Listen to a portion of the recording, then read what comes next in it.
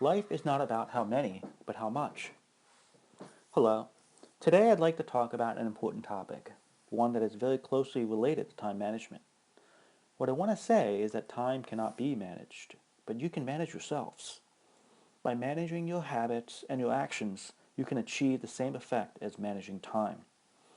Are there any theories, methods, or tools in this world that tell us how to improve, how to manage our matters and habits? Well, Peter Drucker, known as the father of management theory, said about time management, time is man's scarcest resource. He even ranks time as one of the top 5 skills needed in an effective manager. How then do we manage our time?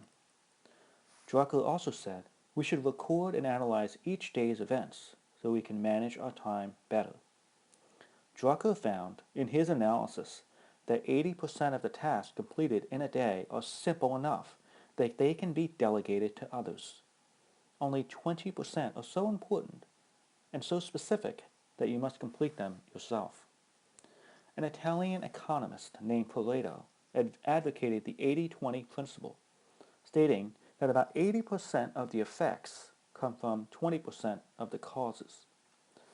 But Drucker proposes an 80-20 principle in time management. He thinks that we ourselves need to complete essential tasks, but not all tasks. This brings up a quote that I want to share with you now. Life lies not in how many things you complete, but in completing the critical few important things with your heart and soul and doing them to the best of your ability. This is called completing the critical few. A time management guru, Stephen Covey, wrote a book titled The 7 Habits of Highly Effective People.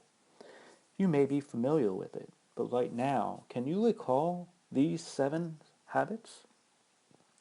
I believe most of you may have forgotten them. I've asked numerous people in my classes. Many people remember 1 or 2 or a few of them, but not all of them. This demonstrates that these 7 habits seem easy, but in fact they are difficult to put into use. Stephen Covey taught us an important principle, the 4 quadrants of time management, as a way of categorizing and prioritizing the tasks we need to accomplish at any given moment. The 4 quadrants of time management are important but non-urgent items, important and urgent items, unimportant and non-urgent items, and unimportant but urgent items. Both Stephen Covey and Peter Drucker stress the importance of completing important tasks. Covey went a step further by distinguishing between urgent and non-urgent and matters and stresses the importance of completing the non-urgent matters. But what is a non-urgent matter? Simply, it means completing tasks that are not yet due. Relatively, matters of today are most urgent.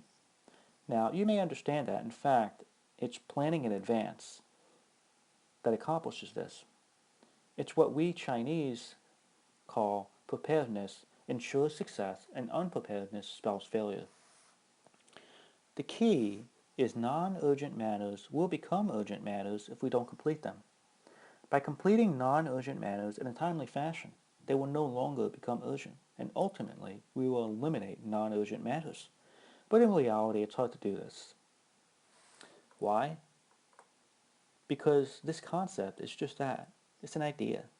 You can expand this idea only after first categorizing the urgent and non-urgent items, and then by prioritizing them. Mark Twain, a famous American author, once said, "If the first thing you do each morning is to eat a live frog, you can go through the day with the satisfaction of knowing that it is probably the worst thing that is going to happen to you all day." Frogs represent challenging matters. There was another American, Brian Tracy.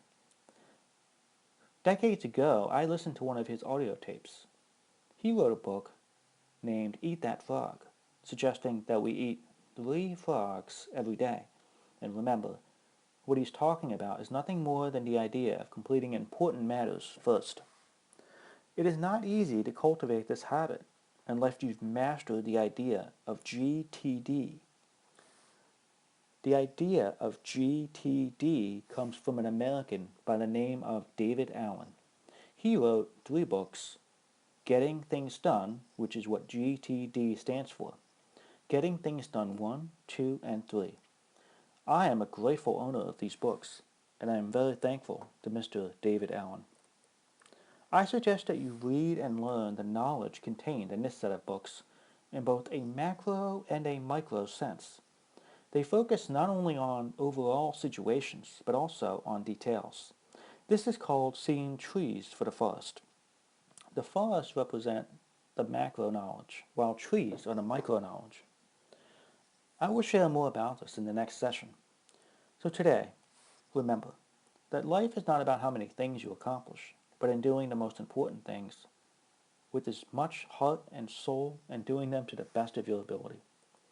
Thank you for your persistence in listening to the 100 classes of Yale Rubin's opinions on time management. Thank you. If you feel these classes are good, please share with your friends.